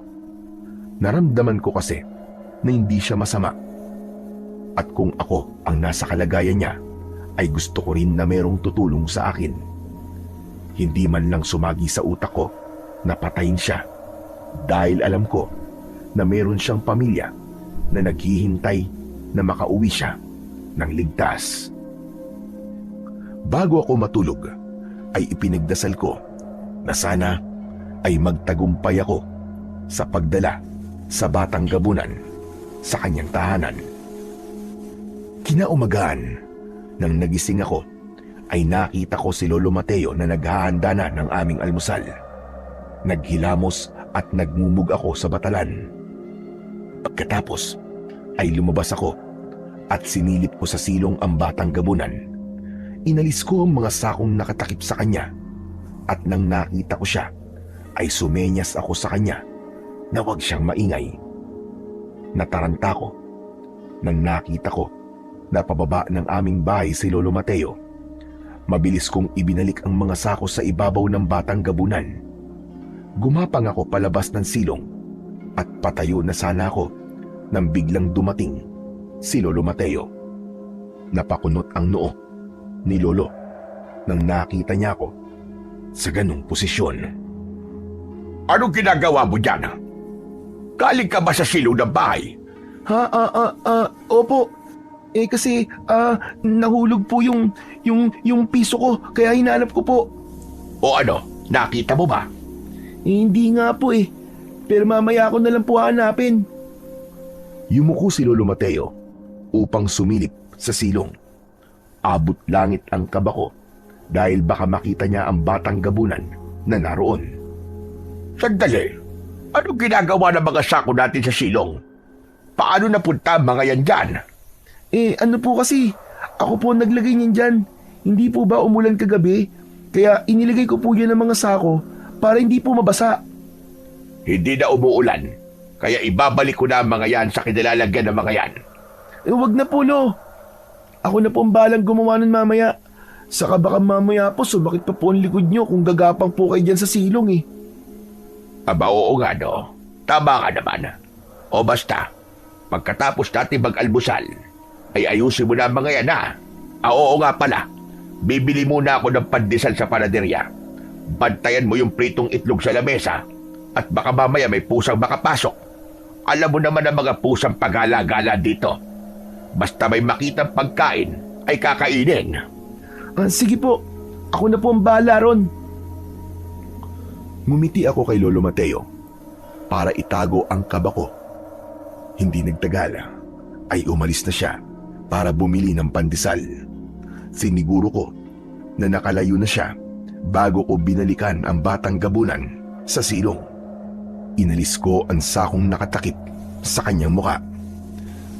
Bata, ikukuha kita ng tubig na maiinom at baka nauuhaw ka na. Tapos mamaya, pagkatapos namin mag-almusal at umalis si Lolo, ihatid na kita sa kuta nyo.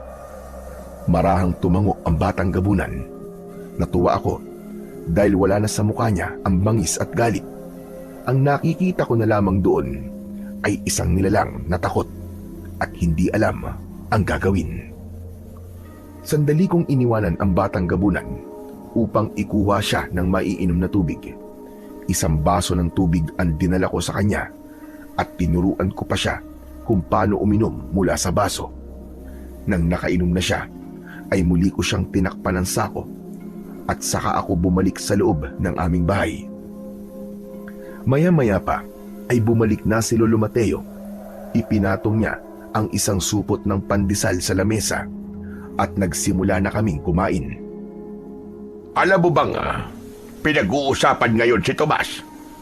Ho, bakit po? May ginawa po bang hindi maganda si Tomas?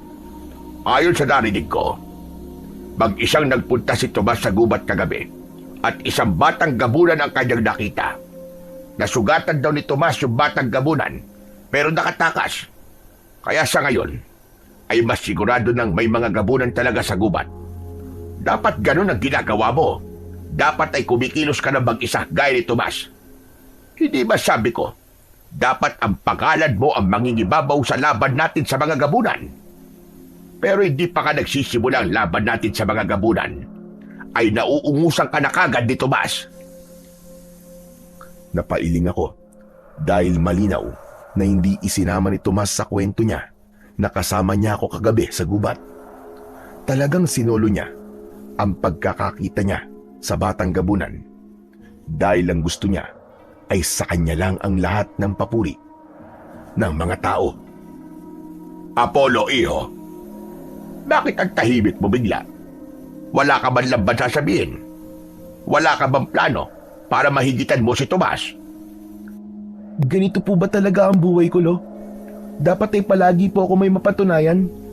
Dapat ay mas lamang ako kay Tomas? Hindi po ba? Hindi dapat ginagawang paligsahan ng pagiging manunugis. Kasi isa lang po tayo ng gustong mangyari. At yun ay ang protekta ng ating baryo laban sa mga aswang na nanggugulo rito. Noon pa man, ay meron ng paligsahan dito. Nagsimula yan. Nanghirangin akong pinakakinatatakotang manunugis. Lahat ng mga manunugis ay gustong maging kagaya ko. Lahat sila gustong makuha ang titulong nakakabit sa pangalan ko. Hindi mo na maaalis ang paligsahan at pagalingan dito sa lugar natin, Apollo. Malungkot akong tumango, pero sa loob-loob ko ay hindi ko pa rin maunawaan ang nangyayari sa aming baryo. Hindi ko maintindihan kung bakit kailangan malaman kung sino ang mas magaling at mas malakas.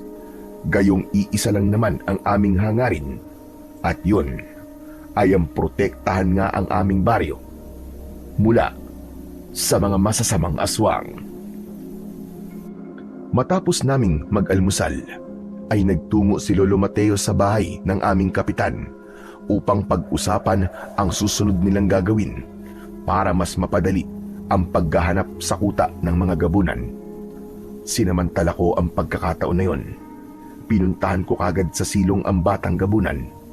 Inalis ko ang mga sako sa ibabaw niya at inalalayan ko siya na makalabas sa silong ng aming bahay. Bata, wala na si Lolo. Pwede na tayong umalis. Tara na. Apollo, nakalimutan ko pala yung sombrero ko. Pakikuha nga at sobrang tindi na sikat ng araw. Nanlamig ako nang narinig ko ang boses ni Lolo Mateo sa harapan ng aming bahay.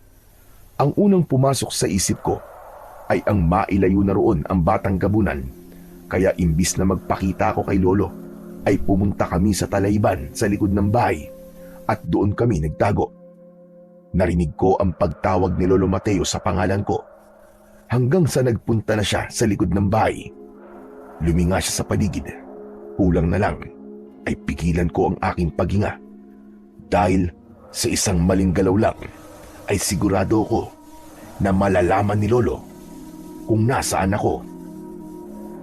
Nagtaka ako nang yumuko si Lolo Mateo at inilapit niya ang kanyang daliri sa lupa. Inamoy niya ang daliri niya. Hindi ako maaari magkamali.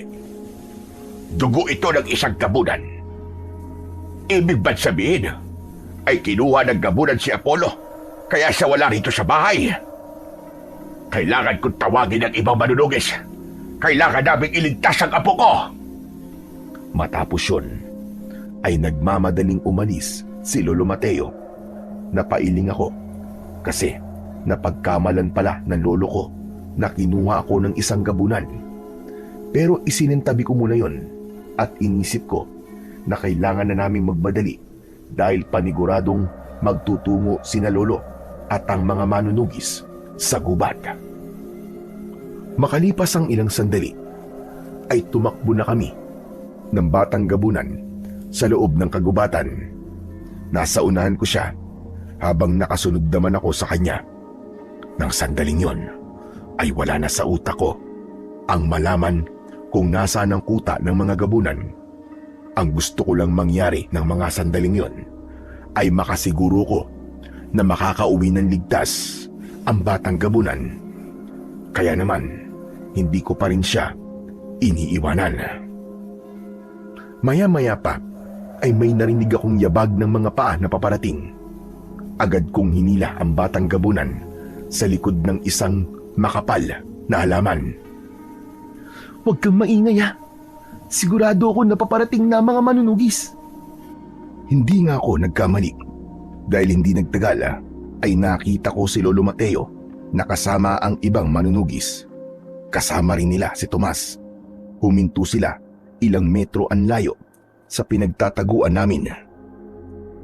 Mang Mateo, sigurado ka ba na kinuha ng gabunan si Apollo? Oo, dugo ng gabunan ang nakita ko sa likod ng bahay namin. Siguro ay nanlaban si Apollo at nasugatan niya ang gabunan. Kaya kailangan natin magmadali sa paghahanap sa apo ko. Ang sabi niyo kanina pa siya nawawala. Hindi kaya sa oras na to ay patay na si Apollo? Tumahimik ka ng bata ka. Alam kong hindi kayo magkasundo ni Apollo. Pero hindi ko akalain na lalabas ang kanyang salita sa bungangamon lintik ka. Ano ba masama sa mga sinabi ko? Sinabi ko lang naman ang isa sa posibleng nangyari kay Apollo. Saka para po, kung sakaling patay na nga siya, hindi po kayo magugulat ng gusto. Tama na! Kung wala kang magandang sasabihin, ay itiko mo na lamang ang bibig mo. Kailangan natin maghiwa-hiwalay para mas madali natin mahanap si Apollo. Maghahati tayo sa 4 na grupo.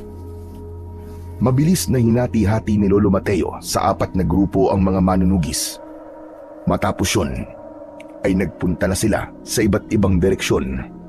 Nagpasalamat ako kasi walang nagpunta sa direksyon ng pinagtataguan namin ng batang gabunan. Naghintay muna ako ng ilang minuto bago kami nagpatuloy sa pagtakbo. Matyaga kong sinundan ang batang gabunan.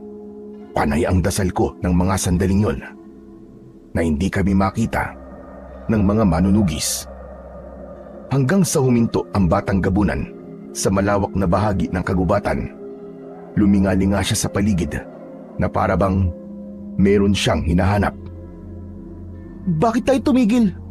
Malapit na ba rito ang kuta nyo? Nagulat ako nang isang mas malaking gabunan ang nakita kong papalapit sa amin. Mas nakakatakot ang itsura niya kumpara sa bata. Mahaba ang puting buhok niya. Malaki ang kanyang itim na katawan at matutulis ang kanyang mga kuko na animo ay patalim. Mabilis na lumapit ang batang gabunan sa paparating na mas malaking gabunan. Napakunot ang noo ko dahil tila nag-uusap silang dalawa pero hindi ko marinig dahil medyo malayo ako sa kanila.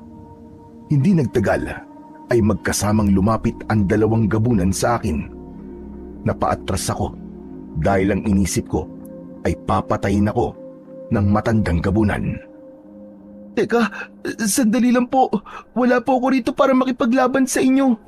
Nakita niyo naman po, wala po akong dalang kahit na isang sandata. Alam ko. Naniniwala ako sa iyong sinabi. Sinabi sa akin ng anak ko na tinulungan mo siya. Ginamot mo ang sugat niya at hindi mo inayaan na makita siya ng ibang tao. Hindi ako makapaniwala sa ginawa mo. Dahil noon pa man, ang tingin ninyong mga tao sa amin ay kalaban. Kahit na ang tanging hangad lang namin ay magkaroon ng tahimik na tirahan. Ngunit nais kong itanong sa iyo, bata. Bakit mo tinulungan ang anak ko kahit na siya ay isang gabunan? Mabuti naman po at hindi niyo po ako sasaktan. Mamang gabunan, tinulungan ko po siya kasi kailangan niya po ng tulong ko eh. Yun lang po ang sagot ko na masasabi ko sa inyo. Pero isa siyang gabunan. Wala po akong pakialam kung isa po siyang gabunan. Ang naisip ko lang po ay ang tulungan siya kasi iniisip ko po kung paano kapag ako naman ang nasa sitwasyon niya. Naramdaman ko rin po kasing natatakot siya at hindi siya masamang klase ng aswang. Pinahanga mo ko sa iyo ginawa, bata. Kung may nais kang hilingin sa akin, ay sabihin mo lang. At kung kaya kong ibigay, ay ibibigay ko sa iyo. Talaga po? Ang gusto ko lang po sana, huwag po kayong umatake sa baryo namin. Ang totoo nga po niyan natatakot po kami sa inyo kasi alam namin kung gaano kalakas ang mga gabunan. Wala kang dapat na ipag-alala sa bagay na yan. Dahil wala kaming balak na umatake sa inyong baryo o kahit saan pang lugar. Nandito kami sa gubat para manirahan lamang dito at hindi upang pumatay ng mga tao. Kung meron man kaming kakainin, yun ay ang mga ligaw na hayop na nandito. Gusto kong malaman mo na hindi lahat ng aswang ay masama at pumapatay ng tao para gawing pagkain. Kagaya rin kami ng mga tao na merong masasama at mabubuti. Salamat naman po kung ganun, Mamang Gabunan. Huwag po kayong mag-alala kasi ang lolo ko ang punong manunugi sa baryo namin. Sasabihin ko po sa kanyang sinabi niyo para tumigil na po kami sa paghanap sa kuta niyo. Hindi po pala kayo banta sa buhay namin kaya wala pong dahilan para tugisin po namin kayo. Nagpapasalamat ako sa iyo, bata. Mas lalo mo akong pinahanga dahil sa edad mong yan ay malawak na ang iyong pag-iisip. Aalis na kami ng aking anak dahil baka may ibang tao pang makakita sa amin. Muli, maraming salamat sa iyo. Hinawakan ng matandang gabunan ang kamay ng batang gabunan at sa isang kisap mata ay nawala sila sa aking paningin. Hindi ako makapaniwala sa aking nalaman. Pero doon ko naintindihan kung bakit nagkaroon ako ng matinding kagustuhan na tulungan yung batang gabunan dahil hindi naman pala sila masamang uri ng aswang. Pagharap ko sa aking likuran ay natigilan ako nang nakita ko si Tomas na nakatayo ilang metro lang ang layo sa akin. Nakangisi siyang lumapit sa akin. Nakita kita! Bakit mo kausap yung dalawang gabunan, ha? Meron silang sinabi sa akin na importanteng bagay, Tomas. Ano yun? Sabihin mo sa akin! Bakit ko naman sasabihin sa'yo? Alam ko ang gagawin mo. Uunahan mo akong magsabi sa mga tao para ikaw na naman ang bida. Alam mo, Tomas, wala namang problema kung ikaw ang hangaan ng mga tao Pero sana ay hangaan ka nila sa bagay na ikaw talaga ang gumawa. Wala ka nang pakialam sa mga ginagawa ko. Sabihin mo sa akin kung bakit kausap mo mga gabunan. Nakikipagsabuatan ka ba sa kanila? May binabalak ba kayong masama sa baryo natin? Sa tingin mo ba, Tomas, gusto kong may mangyaring masama sa baryo natin? Kung ano man yung sinabi sa akin ng mga gabunan ay sa akin na lang yun. At ang tanging pagsasabihan ko lang nun ay ang lolo ko. Matapos kong sabihin yon, ay iniwan ko na si Tomas. Malalaki ang mga akbang na lumabas ako ng gubat at dumiretso ko sa bahay namin. Hinintay ko roon si Lolo Mateo at hindi nagtagal ay dumating na siya. Nang nakita ako ni Lolo ay may pag-aalala niya akong niyakap ng mahigpit. Diyos ko! Salamat sa Diyos at ligtas ka, Apo! Maraming salamat, Panginoon! Ano ba nangyari sa iyo, bata ka? Bakit bigla ka nawala? Teka, tama bang hinala ko na kinuha ka ng isang gabunan? Lo, ang dami niyo naman pong tanong. Isa-isa lang. Pero Lo, hindi po ako kinuha ng gabunan. Ang totoo nga po niyan ay tinulungan ko po yung batang gabunan na nakita namin kagabi ni Tomas dun po sa gubat. Sorry po, Lo pero umalis po kasi ako kagabi para hanapin po yung kuta ng mga aswang. Tapos, yun nga po, pinana po ni Tomas yung batang gabunan. Ginamot ko po siya at tinulungan ko po siyang makabalik po sa pamilya niya. Mabagin langit! Totoo ba yung sinasabi mo? Alam mo ba kung gaano kadelikado ang ginawa mong yon? Lo, nagsasabi po ako ng totoo. Pero, hindi po kayo maniniwala, Lo, sa nangyari. Nang nakita po namin yung tatay ng batang gabunan, ay nagpasalamat pa po siya sa akin kasi tinulungan ko po ang anak niya. Saka lo, mabait po sila. Ang sabi po niya ay hindi sila ang klase ng mga gabunan na pumapatay po ng mga tao. Naninirahan lang po sila sa gubat at wala po silang balak na umatake dito sa baryo natin. Ang gusto lang daw po nila ay mamuhay ng tahimik at kumain ng mga hayop sa gubat. Kaya sana po, itigil na po natin yung paghahanap po sa kuta nila. Hayaan na lang po natin silang manirahan ng mapayapa sa gubat, lo. Kalokohan yung sinasabi mo. Walang gabunan ang hindi pumapatay ng tao. Kung totoo man na sinabi yan ng gabunan na yon, sigurado ako na nagsisinungaling siya. Malamang, sinabi niya yan para maging kampante tayo at kapag akala natin ay di sila aatake, ay saka sila sasalakay kung kailan hindi tayo handa para patayin tayong lahat. Lo, mali po kayo. Nararamdaman ko po talaga na mabait po talaga sila. Kasi kung hindi po siya mabait, di dapat hindi na po ako nakauwi dito. Dapat po ay pinatay na nila ako doon. Basta, wala akong tiwala sa mga gabunan na yan. Lahat sila, kahit ano pang uri nilang aswang, ay kalaban nating mga tao ba ngayon. At ayokong ikikwento mo sa iba yung bagay na yan, ha? At baka pag-isipan ka pa nila na masama. Nagkakaintindihan ba tayo?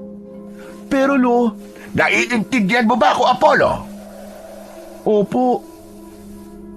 Nalungkot ako ng sandaling yon dahil hindi ko nagawang kumbinsihin si Lolo Mateo na maniwala na mabait ang mga gabunan na nasa gubat. Sigurado kasi ako sa bagay na yon dahil marunong silang magpasalamat. Isa pa, kung hindi sila mabuting klase ng aswang, malamang ay pinatay at ginawa na nila akong pagkain kanina. Ganun pa man, umasa pa rin ako na darating ang panahon na mapapatunayan ko hindi lang kay Lolo Mateo kundi sa lahat ng mga tao sa amin na walang dahilan para katakutan namin ang mga gabunan na naniniraan sa gubat. Kinagabihan, matapos naming maghapunan, ay dinala ko na ang aming pinagkainan sa batalan upang hugasan ang mga yon. Nang sandaling yon, ay naisip ko na naman ang nangyari kanina sa gubat. Hindi ko maiwasang mapangiti dahil hindi pa rin talaga ako makapaniwala na makakakilala ako ng mabubuting gabunan. Napahinto ako sa aking ginagawa nang narinig ko ang sigawan ng mga nagkakagulong mga tao sa labas hanggang sa humahangos na pumasok si Lolo Mateo. Kinuha niya ang 2 itak at iniabot niya ang isa sa akin. Teka lo, bakit po? Ano po ba nangyayari? May mga aswang na sumasalakay. Kailangan natin makipaglaban na po. Mga gabunan po ba, lo? Hindi mga gabunan, mga pangkaraniwang uri na mga aswang. Pero marami sila, Apo. Tara na, kailangan tayo ng mga tao. Ipagtanggol natin ang baryo.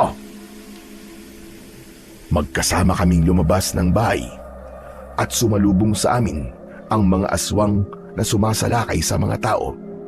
Merong pumapasok sa loob ng mga bahay. Nagulat ako sa dami ng mga aswang na yon. Kahit pangkaraniwang uri lamang sila ng mga aswang, ay nakita ko kung paanong nahirapan ang mga manunugis sa aming baryo na makipaglaban sa kanila. Marami na nga sa mga manunugis ang sugatan.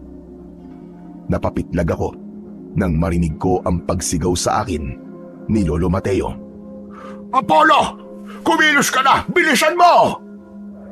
Doon na ako nagsimulang makipaglaban sa mga aswang gamit ang aking matalas na itak. Isang aswang kagad ang umatake sa akin. Mabilis naman akong umilag. Tatagain ko sana siya, pero mabilis niyang nahawakan ang kamay ko. Napasigaw ako nang akmang sasakmalin ako ng aswang. Pero laking gulat ko nang dumating yung tatay ng batang gabunan na tinulungan ko. Hinawakan niya ang muka ng aswang at itinulak niya yon papalayo. Binuhat niya ang aswang at saka malakas na ipinagbalibagan sa lupa. Malakas na tinapakan ng matandang gabunan ang muka ng aswang hanggang sa madurog yun. Hindi ako makapaniwala na ganong kalakas ang gabunan upang madurog ang ulo ng isang aswang. Humarap sa akin ang gabunan at saka siya naglakad papalapit sa akin. Bata, bilang pagganti sa iyong kabutihan, nandito ako at ang aking mga alagad para tulungan kayo sa inyong laban sa mga aswang. Mamang Gabunan, maraming salamat po sa inyo. Hindi ako makapaniwala nang mula sa gubat ay lumabas ang napakaraming gabunan. Inatake nila ang mga pangkaraniwang aswang. Walang nagawa ang dami ng mga aswang na yon sa lakas at bilis ng mga gabunan. Para lang silang pinaglalaruan ng mga malalakas na gabunan. Maging si Lolo Mateo at ang iba pang mga manunugis at ang ibang mga tao ay naguluhan sa nangyari. Alam ko na hindi sila makapaniwala na tinutulungan kami sa pakikipaglaban ng pinaniniwalaan nila na alagad ng dilim na mga gabunan. Tumakbo ako papalapit kay Lolo Mateo. Humawak ako ng maigpit sa braso niya. Hindi ko muna siya kinausap dahil ramdam kong gulat na gulat pa rin siya sa kanyang nasasaksihan. Mabilis na naubos ng mga gabunan ang mga pangkaraniwang aswang. Nang lumapit ang matandang gabunan sa akin, ay humarang sa kanya ang mga manunugis. Iniumang nila sa matandang gabunan ang kanilang mga itak. Wag! Teka, sandali lang po mga kasama! Hindi natin kalaban ng mga gabunan. Hindi nyo ba nakita? Tinulungan nila tayo na patayin ng mga pangkaraniwang aswang. Kakampi natin sila. Ano ba sinasabi mo, Apollo? Imposibleng maging kakampi natin ang mga gabunan na yan. Kampon sila ng kadiliman at dapat sa kanila ay patayin. Pero Lo, ano ba kayo? Nakita niyo naman po kung anong ginawa nila, di ba? Tinulungan po nila tayong labanan ang mga pangkaraniwang aswang. Kung hindi po sila dumating, ay baka naubos na po tayo rito. Baka patay na po tayong lahat. Utang po natin sa kanila ang mga buhay natin. Kung ganon, yan pala ang lolo mo na sinasabi mong punong manunugis sa lugar na ito. Ikaw ang gusto kong kausapin. Bakit? Magdedeklara ka ba ng digmaan? Nagkakamali ka. Ang totoo niyan ay wala sa lahi namin ang makipaglaban. Sadyang kailangan ko lang bumawi sa batang yan na apo mo dahil tinulungan niya ang aking anak. Kundi dahil sa kanya ay baka patay na ang anak ko ngayon.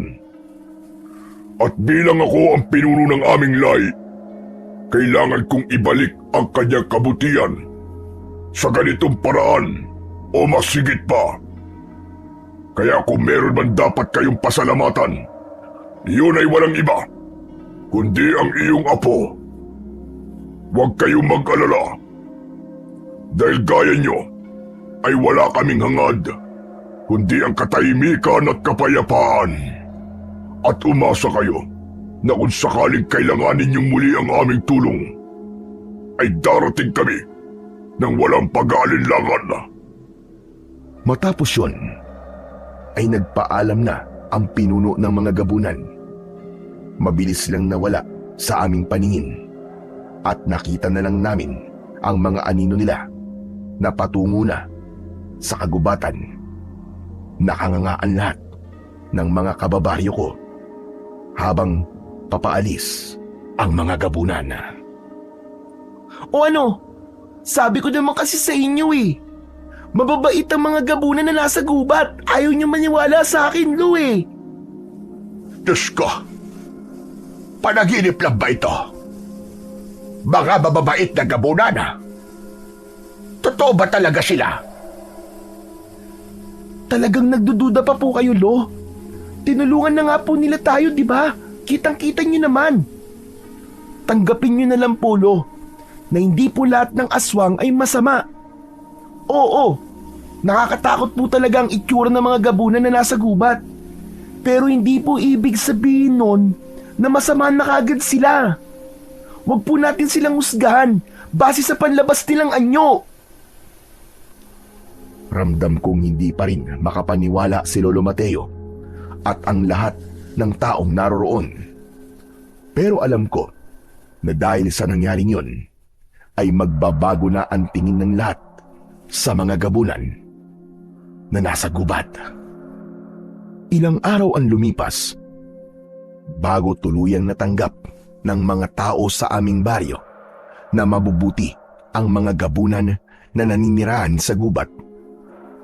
Marami ang nagsabi na kung hindi ko tinulungan ang batang gabunan, ay hindi kami ililigtas ng mga gabunan nang salakayin kami ng napakaraming aswang. At yun ang naging dahilan para hangaan ako ng mga tao sa aming baryo. At nang dahil sa pangyayaring yun, ay tinanggap na sa wakas ni Lolo Mateo na hindi ako nakatadhana para maging isang manunugis at binigyan niya ako ng kalayaan na piliin ang landas na gusto ko. Makalipas ang maraming taon, natupad ko ang pangarap kong maging isang guro. Tahimik at payapa na ang baryo namin at wala na ring nakakaalam kung naninirahan pa rin ba sa gubat ang mga gabunan. Doon ko po natutunan na walang ibang mas malakas na sandata kundi ang kabutihan, dahil ang das ay pansamantalang solusyon lamang, pero ang kabutihan ay tunay na may kakayahang magbigay ng tuldok sa galit at digmaan. Hanggang dito na lamang po ang kwento.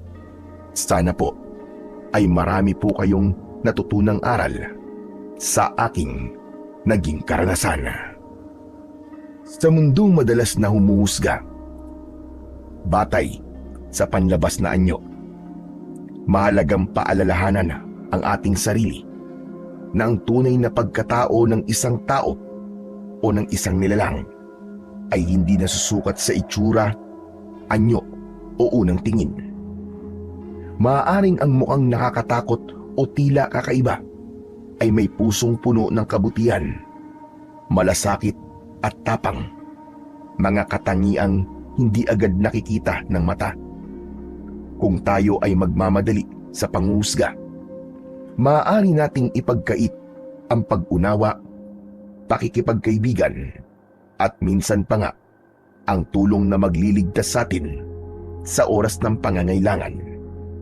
Ang pag-unawa at bukas na puso ay sandata laban sa maling akala at daan tungo sa isang mundong mas mapayapa at makatao. Tulad na lamang ng sinabi sa unang Samuel, Kabanata 16, Talata 7. Huwag mong tignan ang kanyang anyo o ang kanyang taas, sapagkat siya'y aking itinakwil. Sapagkat ang Panginoon ay hindi tumitingin sa gaya ng pagtingin ng tao. Ang tao'y tumitingin sa panlabas na anyo, ngunit ang Panginoon ay tumitingin sa puso. Ang paalalang ito mula sa Biblia ay nagtuturo sa atin na ang tunay na sukatan ng isang nilalang ay ang kanyang puso at layunin, hindi ang kanyang panlabas na anyo. Sa pagsunod dito, tayo ay matututong mabuhay nang walang kinikimkim na galit o kaaway at patuloy na gagawa ng mabuti at may pag-ibig para sa ating kapwa. Dahil kung mahal mo ang iyong kapwa, ay mahal mo rin ang Panginoong Diyos. Hanggang dito na lamang po, at maraming salamat po sa inyong pakikinig. at pagpalain nawa kayo ng puong may kapal.